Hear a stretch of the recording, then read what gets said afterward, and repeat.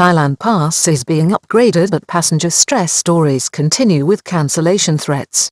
A UK man with a wife who was seeking to visit her terminally ill mother found the Thailand Pass system extremely stressful this week as officials announced an overhaul of the online system.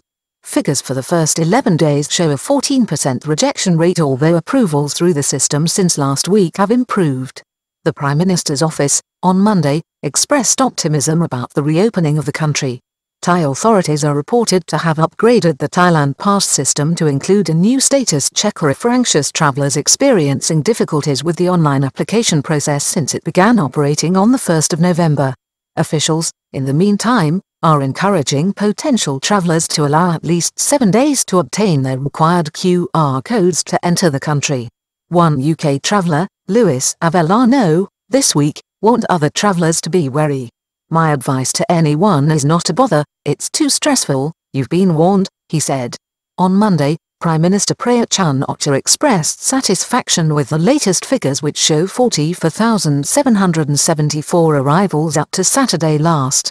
Prime Minister Prayut Chan-o-cha, left, has expressed satisfaction with the latest number of tourist arrivals up to last Saturday since the country reopened on the 1st of November.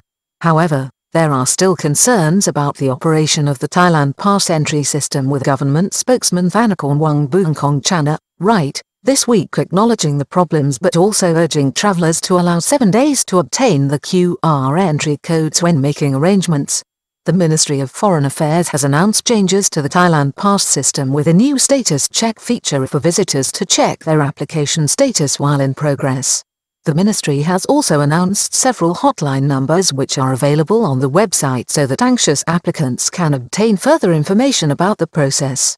Access the Thailand Pass website, click here. Reports suggest that the helpline is being managed quite well by officials, with calls being answered within 3 minutes, although some travellers have expressed continued frustration with the response from Bangkok to problems they are experiencing.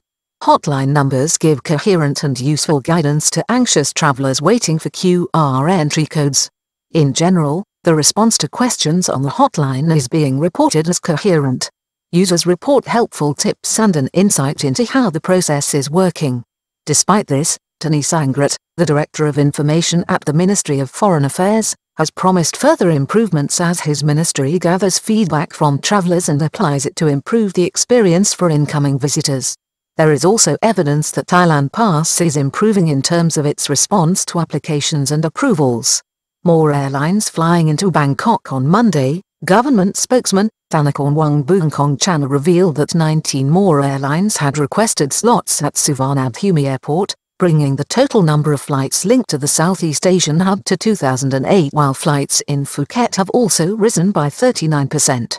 It comes after the airline industry reached a low point in September when 80% of available flight slots at Bangkok's Suvarnabhumi Airport were handed back to the airports of Thailand, AOT, until the 26th of March 2022. Reopening setback after nightlife industry and bars are to stay shuttered until at least the 16th of January 2022. The more positive news is coming as there are heightened concerns that the reopening will lose momentum after authorities, on Friday, postponed any prospect of a reopening of nightlife venues and the entertainment industry until at least the 16th of January 2022. Tourism reopening may lose momentum as government pivots back to public health priorities. The decision was made by the Centre for COVID-19 Situation Administration, CCSA.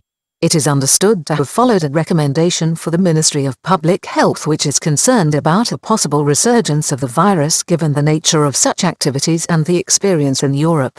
Thailand still has a vaccination rate of only 51.3%, although it is well above 70% in key areas that have been reopened to foreign tourism and where the reopening of the nightlife scene and bars is being sought to boost the foreign tourism industry. Officials are warning travellers to allow at least 7 days for approval as UK national slams Thailand Pass app. Officials in Thailand are urging prospective passengers travelling to the kingdom to allow a minimum of 7 days for approval of QR codes in their travel plans when booking flights and coordinating arrangements as the safest way to avoid stress from the system. British man, Lewis Avellano, slammed the Thailand Pass entry system for passengers to the kingdom after he and his Thai wife ran the gauntlet as they awaited approval for his 13-year-old daughter as well as his Thai partner in the last week. I too would have given up if it was just for tourism alone. And would definitely advise anyone else not to bother, seriously, he said after tangling with the process while organising an urgent trip to return with his Thai-born wife and daughter to Thailand. The UK national had received his own QR code quite quickly. Returning to Thailand after a family emergency, the family were trying to return to the kingdom as an emergency to be there for his wife's mother who is terminally ill. With only 72 hours to go before the family's flight was due to take off from the UK, they had still not received the QR codes and risked losing over £2,000 or 88,000 baht on flights and accommodation, which is not refundable. This is so stressful and frustrating that I can't even begin to explain, especially added to the fact that a close relative is dying. And what's worse, is that when this was explained during the call to the helpline they couldn't even care less, there was no compassion whatsoever, he said on Wednesday. Some potential tourists are threatening to cancel their trips because of the difficult QR code entry process. He was waiting for the QR codes while still having to fork out another £180 or 7,920 baht on PCR test for the family in the coming 48 hours, not knowing if he was facing a cancelled trip or whether the family would be flying. Another caller to the Thai Examiner, on Saturday, told us that he and his Thai wife are now considering postponing a trip to Thailand because of the ongoing problems and the postponement of the country's reopening of its nightlife. The man's wife, who is from Nakhon Ratchasima, had managed to submit her application, but her UK husband is having problems entering his details. He has recently obtained a visa for the trip, which he also described as an arduous process. There are easier places to visit and spend our money. Right now visiting Thailand is like a roll of the dice, and if you win it's not exactly the jackpot given what I'm hearing here about the pubs over there. If you lose, it's a nightmare. It's madness really. Calls for a one-ticket family application process. The other UK national, Mr. Avellano, explained he could not understand why families were not allowed to make one application under the government's system, as it is a key issue emerging and causing stress to travellers when some members of the family are approved while others are left in limbo.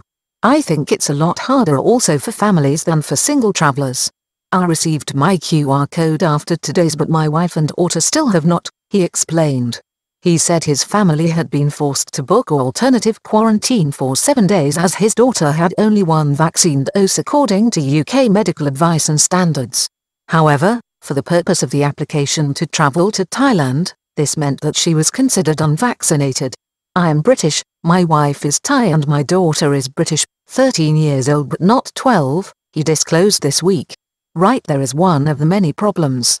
Children aged from 12 to 15 years are only given one COVID vaccination and considered fully dosed under UK policy. Whereas in Thailand they are considered unvaccinated. So because my daughter has only had her one dose, we all have to go into the 7-day sandbox program. Whereas if she was 12 and unvaccinated, we could all go into the 1-day program instead of the 7-day sandbox, as myself and my wife are fully vaccinated. Prime Minister has called for the system to be improved and work is ongoing on the live application. The shambolic nature of the Thailand Pass system drew a response last week from Thailand's Prime Minister Prayut Chan-o-cha, who asked for the system to be upgraded.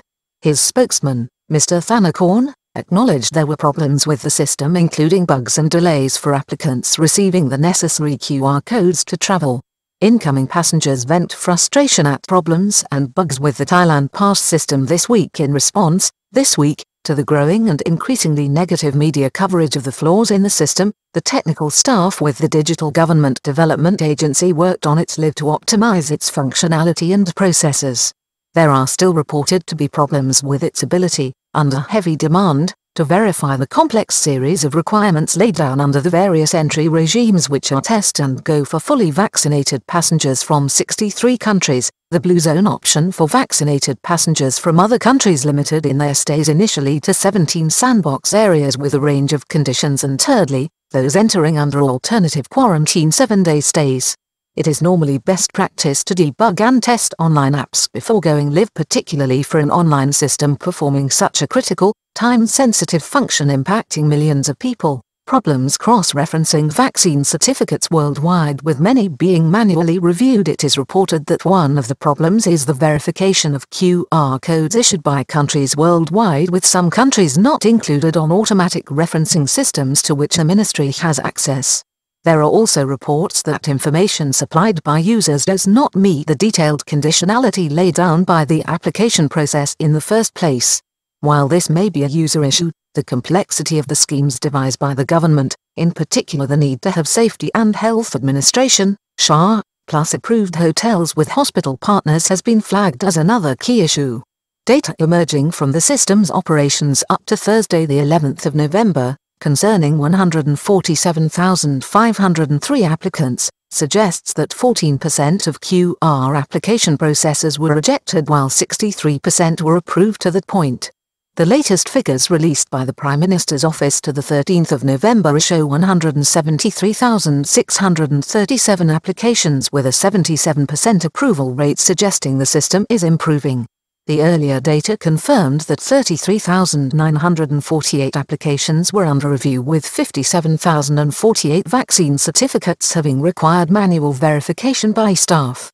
71% of arrivals are fully vaccinated passengers from the 63 countries eligible for test and go, most requiring manual verification of certificates. It is reported that 35,872 people who applied were automatically approved, which may explain reports by some travelers that they received their QR code within hours, while others have reported days of waiting under increasing strain and pressure. It is understood that passengers with an unvaccinated status entering into quarantine on arrival are among those numbers being instantly or automatically approved.